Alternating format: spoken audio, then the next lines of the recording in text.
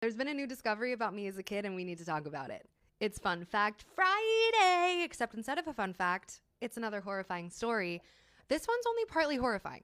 Grab your mug and check your tea color. I've been drinking my tea, I'm sorry. Okay, so we need to start by talking about how weird memory is because people are always really impressed by how much of my traumatic upbringing I remember.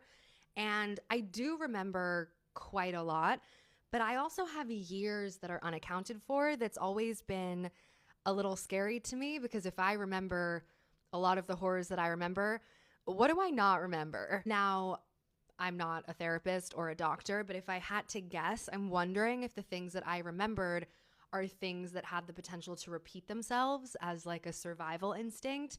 So, a lot of the abuse that I faced at home probably likely to repeat itself. So I remember a lot of that. I don't remember as much about like the bullying that I experienced growing up because I had enough bullying at home to remember. You know what I mean? That's kind of what I'm thinking. I say that to say that I don't remember most, if not all, of middle school. I remember the best friend that I had in middle school. She was so important to me. I remember a couple people from high school, one teacher, and that's it.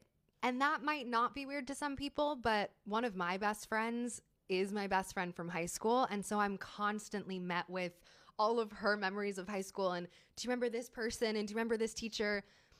And I don't. It is just a black screen. And I'll tell you why that's relevant because the other night I got a message request and as soon as I saw the name, I sat up in bed, couldn't believe it because that was my best friend from middle school. And I don't remember a lot of our friendship. I just remember how important to me that she was. She would come over to my house all the time. We would go out to the mall. I would go to her house. Like we were classic 11-year-old, 12-year-old movie best friends. We were just inseparable. And I know we went to different high schools, so I don't think we've spoken since we were best friends in middle school.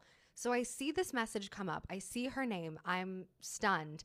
I open the message and it's a long message. And that always makes me a little bit nervous when it's someone that I know knows me from my childhood because oftentimes, since I've been posting online, they're coming to me with memories that I don't have. Her message says that my videos came up on her For You page, couldn't believe it was me. She went on this deep dive and she also thought that my mom was really charming and she totally fell for this act that my mom had, which lots of people have. I get lots of messages from people that have met my mom, old teachers of mine, and they've said the same thing where, they met my parents and I always presented really well. There were never any signs that they noticed.